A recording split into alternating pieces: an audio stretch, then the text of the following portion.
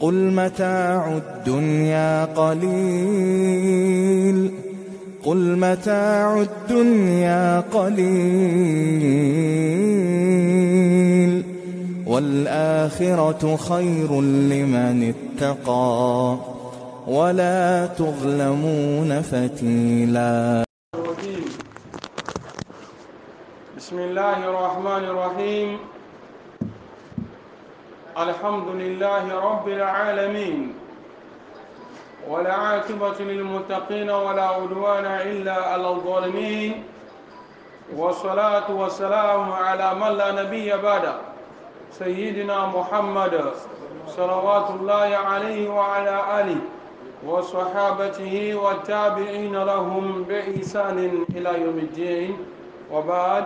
سبحانك لا علم لنا إلا ما علمتنا إنك أنت العليم الحكيم. اللهم علمنا ما ينفعنا وانفعنا بما علمتنا.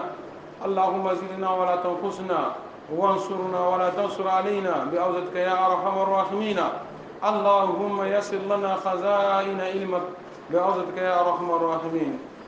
فيا أيها السادة الأعزاء أقرأ عليكم تحية الإسلامية ألا وهي السلام عليكم ورحمة الله وبركاته. La louange appartient à Allah subhanahu wa ta'ala, le tout miséricordieux, le clément. Allah subhanahu wa ta'ala qui a préparé la meilleure destination aux pieux et dit qu'il n'a pas d'ennemis sauf ceux-là qui ont été injustes envers eux-mêmes. Le salut d'Allah sur le prophète Mohammed sallallahu alayhi wa sallam, sur ses nobles compagnons, toute sa famille, ceux-là qui ont suivi la droiture jusqu'au jour dernier.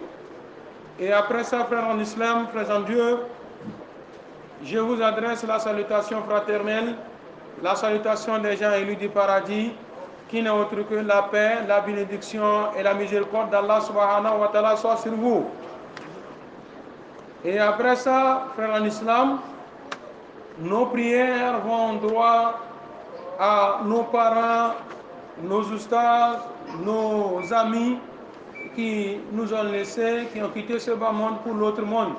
Que le Tout-Puissant les agrée dans son paradis meilleur. Nos malades, nous prions Allah subhanahu wa ta'ala une propre guérison à eux. Nous qui sommes ici présents, c'est seul Allah subhanahu wa ta'ala qui nous a choisis. Il a guidé nos cœurs vers cette place-là. Il a mené notre amour vers cette place-là à venir écouter la parole divine. Nous prions Allah subhanahu wa ta'ala de le rendre au centuple. Alors là, il y a des gens qui sont en train de faire autre chose, qui vont à la colère, qui encourent à la colère d'Allah subhanahu wa ta'ala. Mais nous, Allah subhanahu wa ta'ala nous a choisis. Nous sommes à l'endroit où ça fait l'agrément d'Allah subhanahu wa ta'ala. Nous prions Allah subhanahu wa ta'ala de nous aider dans ce sens-là davantage. Après ça,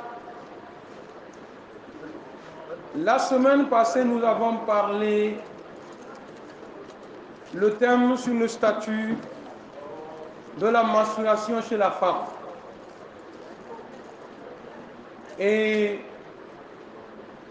d'abord, nous avons donné la définition, c'est quoi les menstruations, pourquoi chez les femmes il y a des menstruations, à quel âge une fille ou bien une femme peut commencer ses menstruations, à quel âge la femme peut arriver à la ménopause, quelle est la durée minimale des menstruations, quelle est la durée maximale des menstruations. Et Inch'Allah, nous avons terminé ce point et nous nous étions promis, Inch'Allah, aujourd'hui, nous allons toucher les points très saillants. Quand la femme est en sa période de menstruation, qu'est-ce qu'elle ne doit pas faire?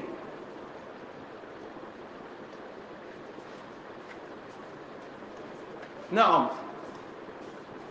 C'est ça, il dit, ma yahrumu ala al-kha'id, ce qu'on interdit à une fille ou bien à une femme dans sa période de menstruation de faire.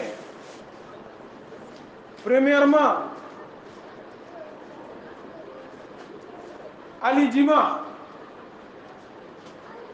Premièrement, la femme ne doit pas avoir des rapports intimes alors qu'elle est dans sa période de menstruation. Ce n'est pas bon. La charia nous interdit. Nous nous référons dans la sourate 2, sourate appelée Al-Baqarah, la vache. Au verset 222, Allah subhanahu wa ta'ala nous dit Fa'tazilu nisa fil mahid. De nous éloigner des femmes dans leur période de menstruation. Éloigner de la femme dans sa période de menstruation, la semaine passée nous avons dit ça. Ce n'est pas que vous allez trouver une chambre à quelque part loin de vous, elle est là-bas et vous êtes ici, comme l'avaient fait certaines personnes à une époque. Ici, l'éloignement qu'on fait allusion, c'est le fait de ne pas avoir des rapports intimes avec elle. C'est tout. Elle prépare vous manger, elle peut puiser de l'eau, vous allez boire, vous allez vous laver avec, elle peut se coucher sur le même lit que vous. Vous pouvez avoir des préliminaires, les caresses entre vous et elle, mais tout en prenant vos précautions de ne pas atteindre à l'endroit où Allah subhanahu wa ta'ala vous a interdit. De ne pas les toucher quand elles sont en période de menstruation. Fa'tazilun nisa fil mahid. Allah subhanahu wa ta'ala nous dit Fa'tazilun nisa fil mahid, de nous éloigner des femmes dans leur période de menstruation. Wala takrabuhunna hatta yatuhurna. De ne pas les toucher, nous approcher d'elles jusqu'à ce qu'elles se purifient. Jusqu'à ce qu'elles deviennent pures. En ce moment, comme dans un verset il disait Nisa'ukum harsan lakum. Vos femmes sont vos tiens. C'est-à-dire fa'tuhunna min haythu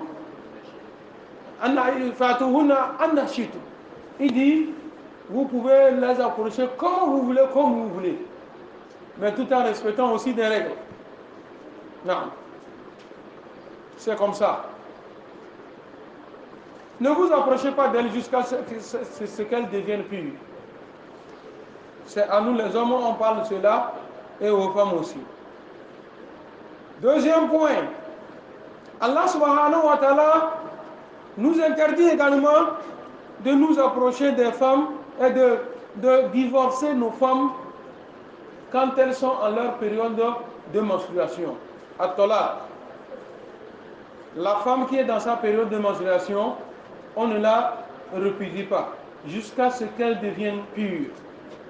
Dans la sourate At-Talaq appelée le divorce, Allah subhanahu wa ta'ala au verset 1, Allah subhanahu wa ta'ala disait au prophète sallallahu alayhi wa sallam Ya ayyuhan nabi, idha tallaqtumun nisa fatalliquhunna li'iddatihinna wa ahsul iddah wa taqullaha rabbakum la tukhrijuhunna min buyutihinna wa la yakhrujna illa an yatina bi fahishatin mubayyinah wa tilka hududullah wa man yata'adda hududallahi faqad zalama nafsahu la tadri la'alla Allah yuhdithu ba'da dhalika amra.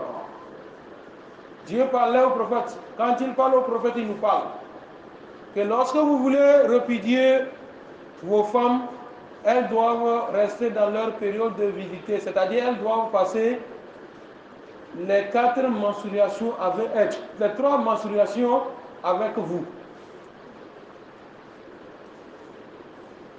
Ici, il dit fatalliquhunna li'iddatihinna. Elles doivent devenir pures. 3 menstruations.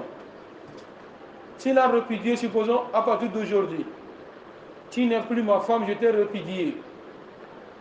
Elle commence par compter les jours. Elle va passer les premières menstruations dans ta maison. Deuxième menstruation dans ta maison. Première menstruation jusqu'à ce qu'elle devienne pure. Deuxième menstruation jusqu'à ce qu'elle devienne pure. Troisième menstruation jusqu'à ce qu'elle devienne pure. À partir de ce moment, c'est fini. le divorce est déclaré, c'est fini. Elle prend ses bagages, elle va chez ses parents. Mais vous l'avez dit, j'étais répudié, j'étais divorcé aujourd'hui. Tu l'as divorcée, elle est là, avec toi, elle a passé ses premières menstruations. Elle a terminé, elle est devenue pure. Dans cette pureté, il y a eu un arrangement, la femme a su se corriger, ou bien toi, l'homme, tu as su revenir à la raison, Inch'Allah, il y a eu compréhension jusqu'à ce qu'il y ait des rapports entre vous, Inch'Allah, le divorce là est annulé. Mais retenez que vous avez perdu une corde. Vous n'avez que 2 cordes en vous débrouillant avec. Donc, on ne divorce pas la femme quand elle est dans sa période de menstruation. Troisième point, as-salat. La femme ne prie pas quand elle est dans sa période de menstruation. Non. Elle ne prie pas. Le prophète Mohammed, sallallahu alayhi wa sallam, dans son hadith bien authentifié qui a été rapporté par Buhari, nous dit, l'école sallallahu alayhi wa sallam, le prophète sallallahu alayhi wa sallam a dit, Iza akbaltil khayda fada'i as-salat. Lorsque tu commences tes menstruations, tu dois abandonner la prière. Tu laisses la prière jusqu'à ce que tu deviennes pur. Quand tu finis tes menstruations, tu te purifies et tu commences la prière. Donc la femme ne doit pas prier quand elle est dans sa période de menstruation. Quatrième point, as-sawm, le jeûne. Le jeûne. La femme ne jeûne pas quand elle est dans sa période de menstruation. Ce n'est pas bon. La charia l'interdit. L'islam l'interdit de jeûner quand elle est dans sa période de menstruation. Le saint prophète Mohammed, sallallahu alayhi wa sallam, toujours dans l'hadith rapporté par Buhari ici et Muslim, on nous dit que alaysa ihdakunna iza haddat lam tasum wa lam tusalli. N'est-ce pas? Quand les menstruations viennent à l'une d'entre vous, elle ne prie pas, elle ne jeûne pas. Kulna, et nous avons répondu, c'est les femmes qui ont répondu, Bala, si, ya Rasulullah. Nous ne jeûnons pas, nous ne prions pas. Donc, ce qui veut dire, il y a l'interdiction de jeûner quand on est dans sa période de menstruation. At-tawaf, la circumambulation, le tour qu'on fait au niveau de la Kaaba pour les pèlerins, et nous prions Allah subhanahu wa ta'ala de nous donner la chance de mentionner nos noms parmi les pèlerins. Pas loin de cette année que le Tout-Puissant le fasse pour nous tous. Qu'Allah subhanahu wa ta'ala le fasse pour nous tous. Et c'est rien. Inch'Allah, pour Allah subhanahu wa ta'ala, quand il décide d'une chose, il suffit qu'il dise soit et c'est fini. Soit c'est fini, c'est fait. Donc la femme ne doit pas faire la circumambulation autour de la Kaaba. La preuve, ici, Niqawlihi sallallahu alayhi wa sallam, le saint prophète sallallahu alayhi wa sallam disait, les Aïshata, il disait à Aïcha, Lamma hadat, quand ils ont effectué le pèlerinage, ils sont à la Mecque, Aïcha a commencé ses menstruations. Donc le prophète sallallahu alayhi wa sallam disait à Aïcha, If'ali ma yaf'alul hajj, غير أن لا تطوفي بالبيت حتى تطهري. Le prophète sallallahu alayhi wa sallam disait à Aïcha, tout ce que les autres font, tu peux le faire. Exception faite à la circumambulation autour de la Kaaba. Tawaf, tu ne fais pas. Cet hadith aussi a été rapporté par Buhari et et Muslim. Qu'Allah subhanahu wa ta'ala nous assiste.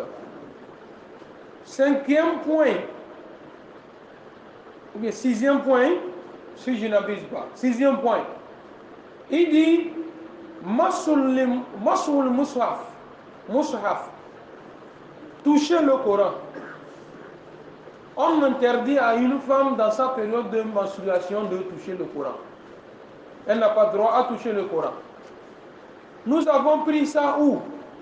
La preuve dans le Saint-Coran, dans la sourate Al-Waqi'a, au verset 79, Allah subhanahu wa ta'ala dit La yamassuhu illa al-mutahharun. On ne le touche pas, sauf les purs, ceux qui sont dans leur pureté.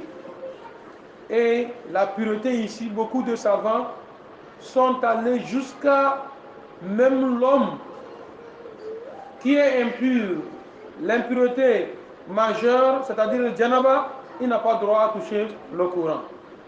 La femme, l'impureté majeure, elle n'a pas droit à toucher le Coran, de même que l'homme qui n'a pas des ablutions ne touche pas le Coran, jusqu'à ce qu'il se purifie, c'est-à-dire qu'il fasse des petites ablutions. C'est de la même chose pour la femme, qu'elle fasse des petites ablutions avant de le toucher. Qu'Allah subhanahu wa ta'ala nous assiste.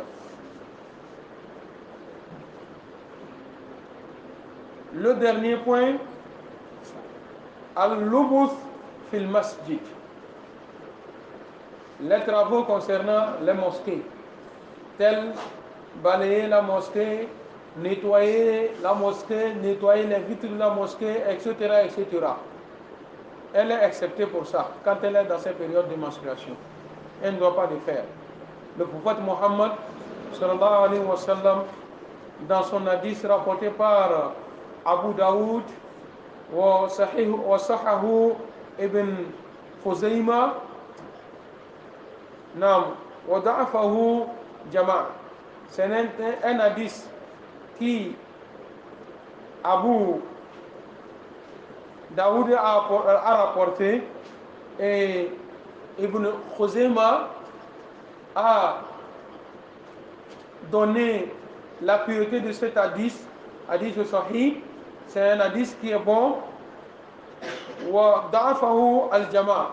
Les autres musulmans disent que c'est un hadith qui est un peu faible, qui n'est pas trop fort. C'est un hadith daïf. Quand on dit daïf, ce n'est pas authentifié.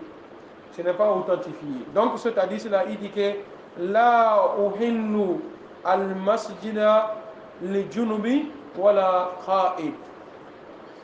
On n'a pas, c'est-à-dire c'est illicite à un impur, celui qui a l'impureté majeure sur lui, janaba sur lui, et aussi à celle qui passe ses menstruations de toucher, de toucher la mosquée, ou bien de rentrer dans la mosquée, ou bien faire quelque chose dans la mosquée.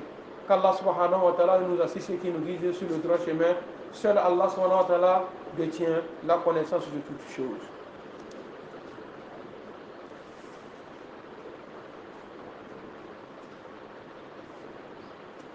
Qu'est-ce qui est obligatoire maintenant à une femme? Qu'est-ce qu'il est obligatoire une fois terminé ses menstruations?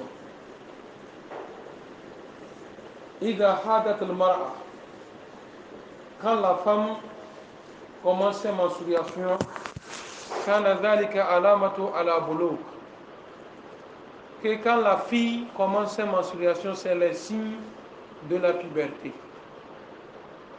Il dit c'est le signe de la puberté. ويجب عليها الغسل عند انقطاع الدم الحيض. Et c'est obligatoire à cette fillette, ou bien à cette fille, ou bien à cette femme, à la fin de ses menstruations, de se purifier. C'est obligatoire.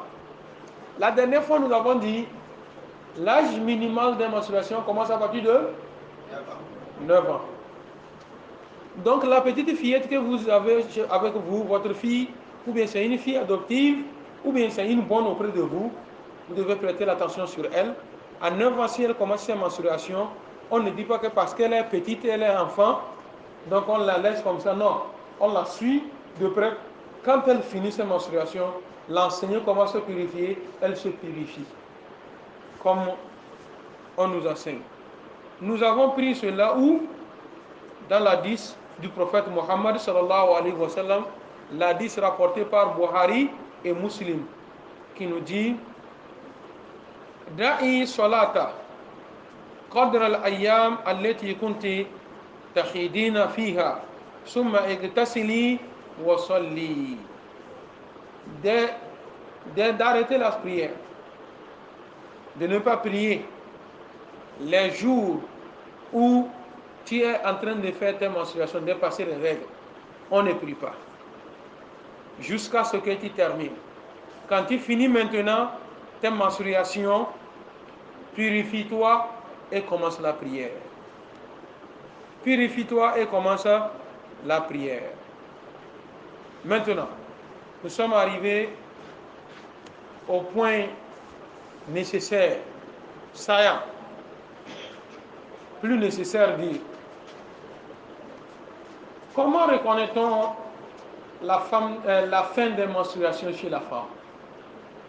La majorité des femmes, quand vous l'interrogez, comment vous reconnaissez la fin de vos menstruations, elles diront tout simplement quand ça s'arrête, le sang s'arrête de descendre, c'est fini les menstruations. Est-ce que cela est vérifié? Non.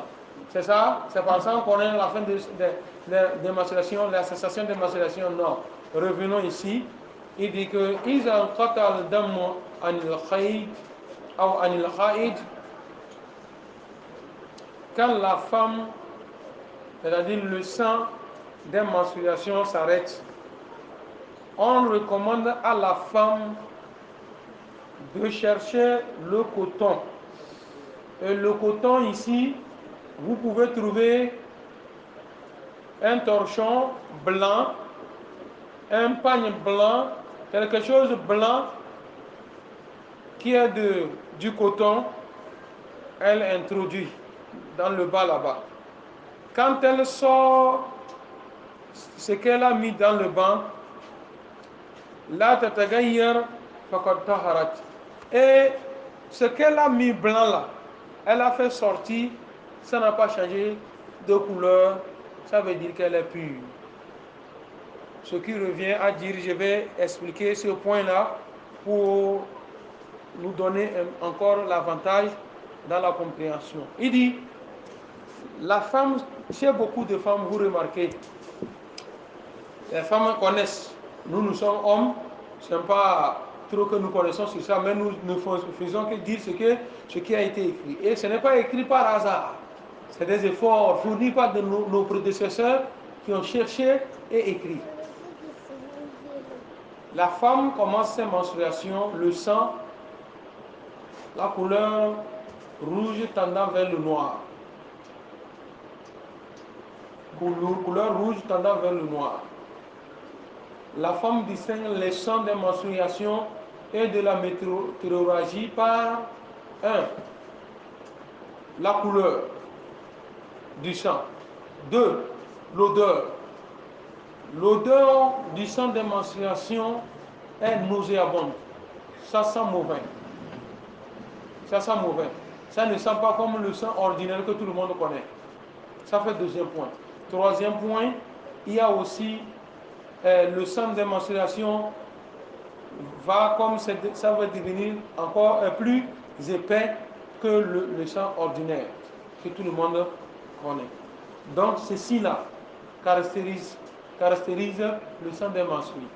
Donc les femmes chez elles, quand elles commencent les menstruations, le sang d'abord, quand elles met ce qu'elles met pour se protéger, de temps à autre, ça, la couleur rouge tirant vers le noir. Et quand ça commence par finir, ça tire vers la fin, quand elle met, elle sort ça la couleur café. Donc quand il y a la couleur café, ça ne veut pas dire qu'elle est pure, mais ça tire vers la fin. Ça tire vers la fin de ces menstruations. Donc la couleur café là, du rouge ça devient café, du café maintenant ça va devenir blanc. Quand elle met, il y a ce qui va couler, c'est blanc. Donc ça veut dire que la dame, elle est pure, elle peut se purifier et commencer la prière. Qu'Allah subhanahu wa ta'ala nous assiste et qui nous guide sur le droit chemin. Maintenant, ma taqdiyahu al-khayd ba'da tuhriha. Qu'est-ce que la femme doit compenser? Elle doit payer, elle doit faire quand elle finit ses menstruations. Nous avons cité la dernière fois ce que la femme ne doit pas faire, tel que ce que nous allons dire, les rapports intimes, elle n'a pas droit. On ne la divorce pas, elle ne prie pas, elle ne jeûne pas, elle ne fait pas tawafi, elle ne touche pas le Coran, elle ne travaille pas dans la mosquée. Maintenant, dans tout ça là, à la fin de ses menstruations, quoi elle doit payer dedans? En abandonnant tout ceci là, elle doit rattraper quoi? Non. Il dit taqdil haïd ba'da tuhriha as-sawm. La femme doit rattraper le nombre de jours manqués au cours du mois de Ramadan, le nombre de jours qu'elle n'a pas jeûné. Si c'est dans le mois de Ramadan, elle doit rattraper. Si c'est 6 jours, elle doit rattraper ces 6 jours. Si c'est 7 jours, elle doit rattraper 7 jours. Si c'est peu que ça, elle doit rattraper. Si c'est plus que ça, elle doit rattraper. Et nous avons dit la durée maximale des menstruations est égale à 15 jours. Maximal. 15 jours. Non, la fois passée, nous avons expliqué beaucoup sur ce point-là. Non. Aïcha radiallahu anha. Non, voilà taqdi salat. Elle dit on ne rattrape pas les prières. Parce qu'en période de menstruation, elle n'a pas prié.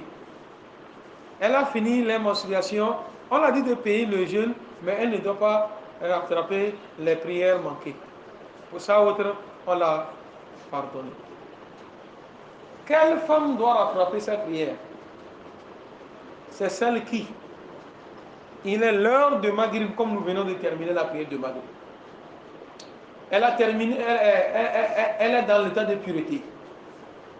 On a annoncé Maghrib. Elle est assise. Elle ne prie pas. Jusqu'à l'heure là, elle est pure. Elle est en train de, je vais terminer ceci avant d'aller prier. Au moment où elle termine, avant d'aller prier, c'est à ce moment-là que les menstruations sont arrivées. Alors qu'elle pouvait prier avant l'arrivée des menstruations, ce qui veut dire qu'elle a la dette de la prière de Maghrib après sa purification. Elle doit payer ça. Donc, hommes, nous devons toujours prier sur nos femmes. Quand il est l'heure, et c'est bizarre, toutes les femmes, toutes les femmes, on dirait s'il y a une heure pour la prière des hommes et une heure pour la prière des femmes. On annonce, elle est assise, on dirait même qu'elle ne fait pas partie de celles qui prient. Peut-être qu'il va aller prier, revenir, elle est là. Qui revient, c'est à ce moment qu'il va faire les ablutions. Devant elle, on a appelé. Peut-être, oui, les femmes. Elle-même va me dire que, peut-être si tu es couché, elle dit aux enfants d'aller te réveiller. Il faut faire ce midi à Baya. Et elle est assise.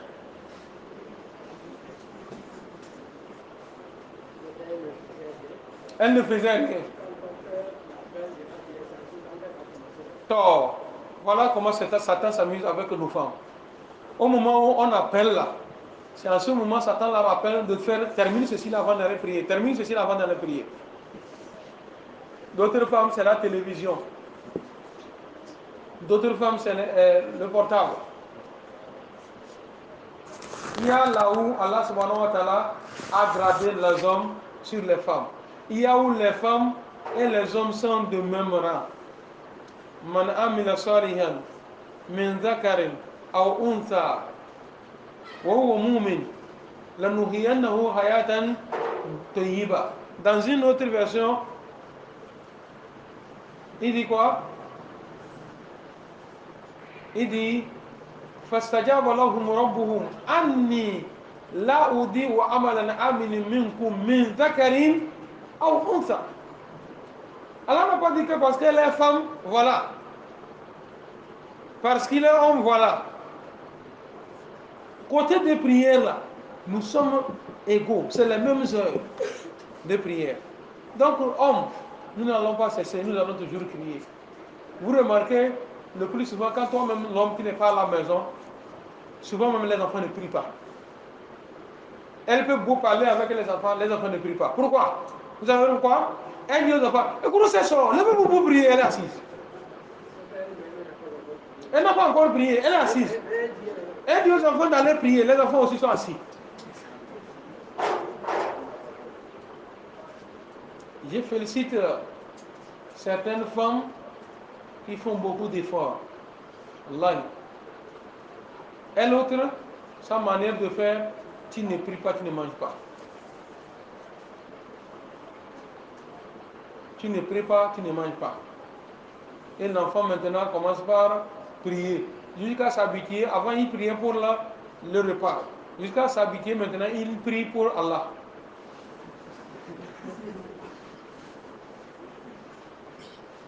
Mais d'autres femmes, c'est le contraire. Tu chasses les enfants d'aller prier, et dis, ah, attends, il est déjà il est d'autres et laisse l'enfant manger avant d'aller prier. Depuis le matin, l'enfant n'a pas mangé. Dans la maison, vous parlez deux langues, ça.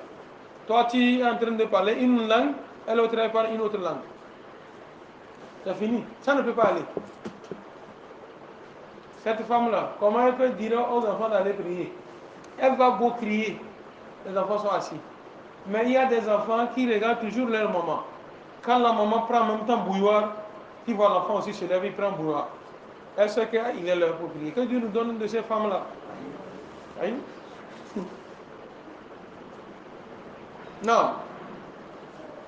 Aïcha radiallahu anha, elle dit, Ma balu ala khaïde takdi sawm wala takdi salat.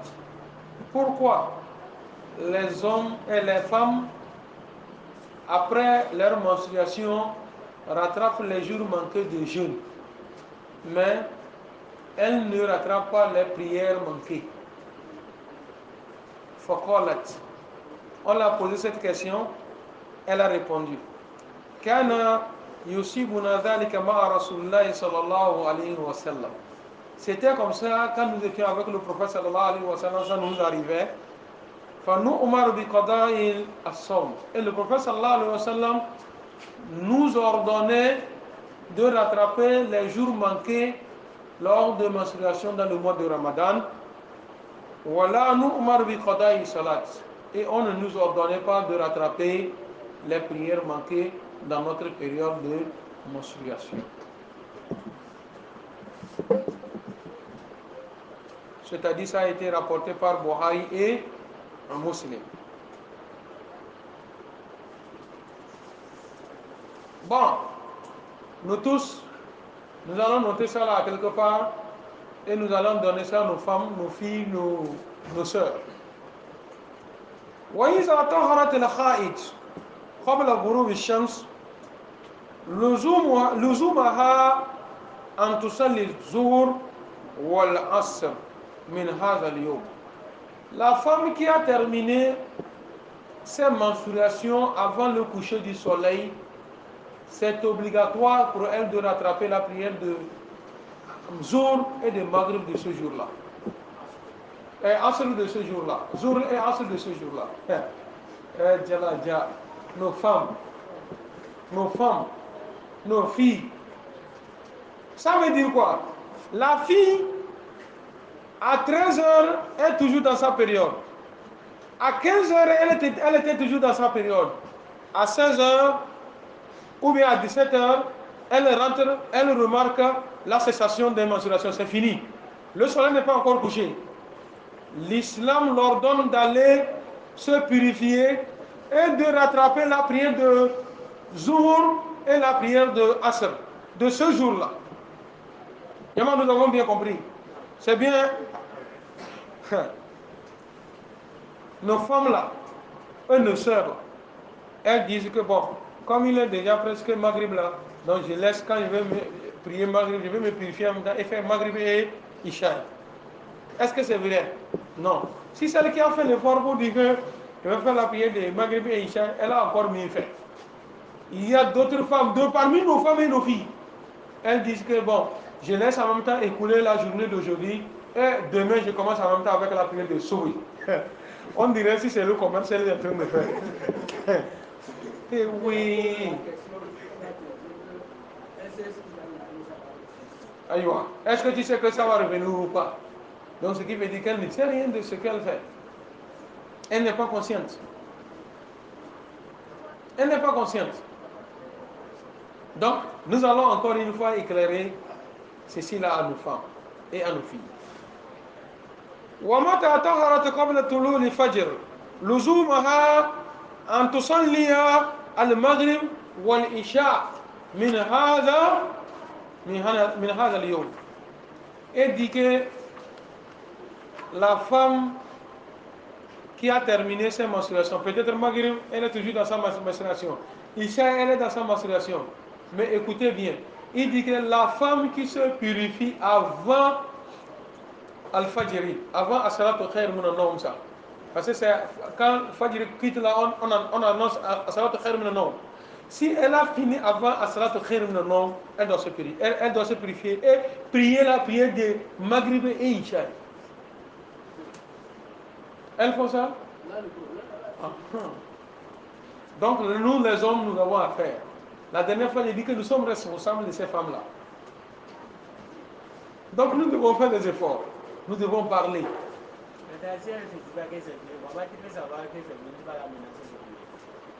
Vendredi passé, tu n'étais pas là. Et si elle ne te dit pas que elle a fini, comment tu vas le savoir? En tant que responsable de cette femme-là, l'islam nous recommande que quand elle commence, tu dois le savoir. Quand elle finit, c'est-à-dire elle doit te dire et tu dois la suivre. Il y a des femmes arrogantes. Quand elle peut commencer jusqu'à finir, l'homme ne sait même pas qu'il y a quelque chose. Hein? On dit que c'est elles qui sont nombreuses.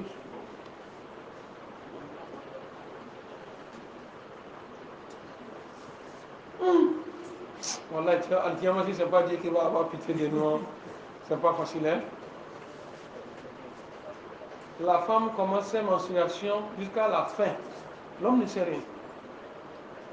Si dans ces moments-là, l'homme n'a pas besoin d'elle, donc c'est fini. Elle est dans son coin là-bas, elle commence, elle finit, et puis c'est fini comme ça. Souvent, les hommes savent à partir du moment où elle a besoin.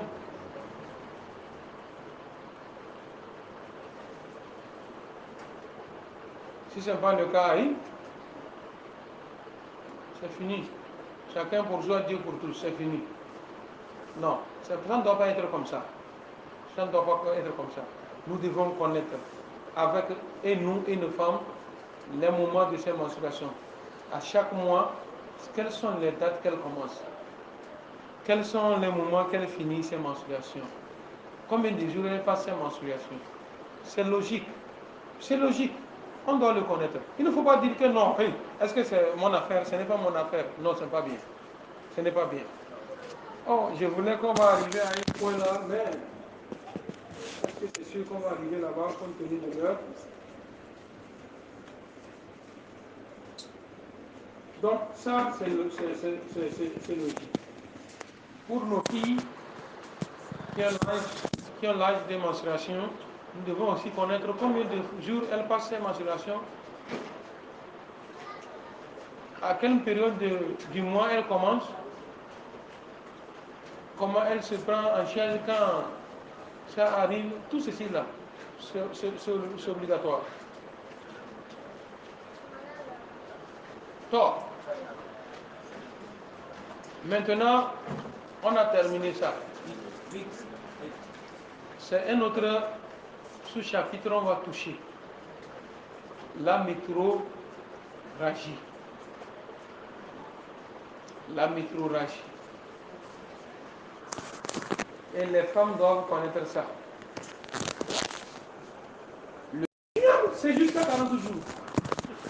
Si ce n'est pas Allah subhanahu wa ta'ala qui va nous pardonner. Et cette charge-là, c'est pour nous, les hommes et les femmes. Elle est restée pendant plus de 30 jours sans prier. Elle se dit qu'elle est dans ses lochis.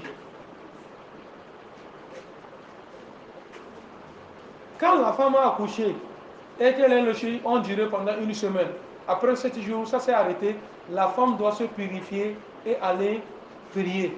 Elle peut jeûner, elle peut tout, elle peut tout, elle peut tout. Wallahi, une femme m'a témoigné ça aujourd'hui, où je vous parle. Quand je parlais de cela, la femme me disait que elle a accouché un de ses enfants. Après une semaine, le sang s'est arrêté, les lochis sont arrêtés. Elle s'est purifiée, elle a commencé la prière, elle jeûnait. D'autres femmes la grondaient. Que ce n'est même pas bon. Oh, c'est pas bon. Si c'est comme ça, c'est pas bon. Elle ne doit pas jeûner. Elle ne doit pas. Regarde ce qu'elle l'a induit dans les erreurs. Elles ne connaissent pas.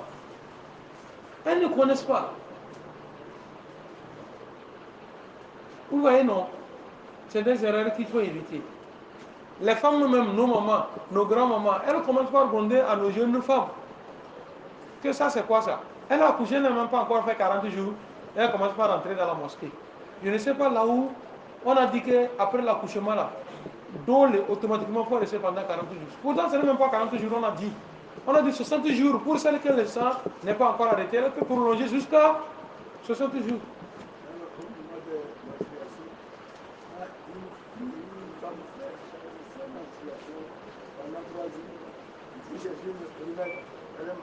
Voilà. Vous voyez, non? Il y a beaucoup de choses. Il y a beaucoup de choses qui se passent. Si nous ne faisons pas attention, nous allons... Non. Et qui a trouvé ce que c'est? La métrorragie.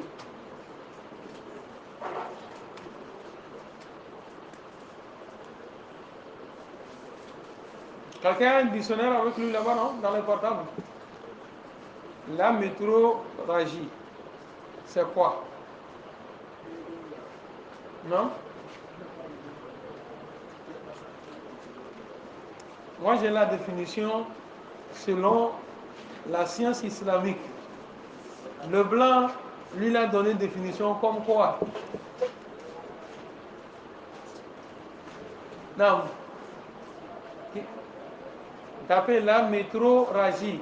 M-E accent aigu T. T-R-O-2-R. Non. Fort. Oui, lis. Non.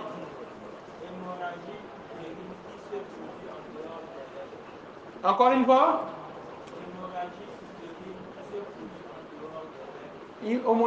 Hémorragie utérine qui se produit après, en dehors des règles.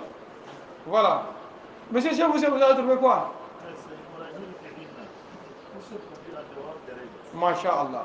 Donc, selon la science islamique, il dit la métrorragie est un écoulement de sang en dehors de la période du cycle menstruel dû à une maladie ou à une anomalie et provient d'une veine du bas de l'utérus appelée al-avil. Non. Allah subhanahu wa ta'ala nous assiste. La femme, ou bien nous les hommes, nous devons faire des efforts pour connaître la différence entre le sang des menstrues, le sang de la métrorragie, le sang des lochis. Inch'Allah, ce thème, il est un peu long. Le sous-thème là, nous allons le laisser à la prochaine fois, si Dieu nous donne longue vie et santé. Inch'Allah, ce serait le vendredi prochain, et sur le prochain, parce que le vendredi prochain, nous allons faire tafsir, s'il plaît Allah subhanahu wa ta'ala. Qu'Allah subhanahu wa ta'ala nous assiste. qui nous guide sur le droit chemin, qui nous accorde de meilleures choses ici dans le monde et dans l'autre. Sallu ala nabi karim.